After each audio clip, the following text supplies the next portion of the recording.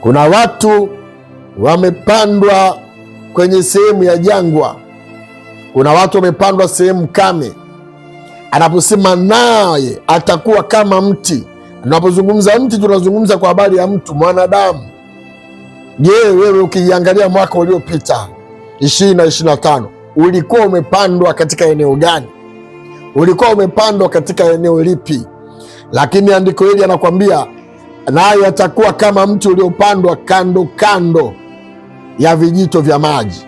Vijito vya maji ni vyanzo vya neema za Mungu, ni vyanzo vya baraka za Mungu, ni vyanzo vya mle mtiririko wa baraka za kimungu katika mwaka huu 2026. Ziachiliwe juu yako na juu ya familia yako, ziachiliwe juu yako na juu ya ndoa yako, ziachiliwe juu yako na juu ya uzao wako. Ziachiliwe baraka za kimungu, zimiminike kutoka kwenye kiti chake cha enzi, zipite kwenye huduma. Watumishi wa Mungu wakafanye kazi ya Mungu kwa wepesi, baraka za Mungu zikapata kumiminika juu yao. Wanaofanya kazi ya ukulima mashambani, wanaoilima nchi, baraka juu ya nchi ziachiliwe kwa ajili yao.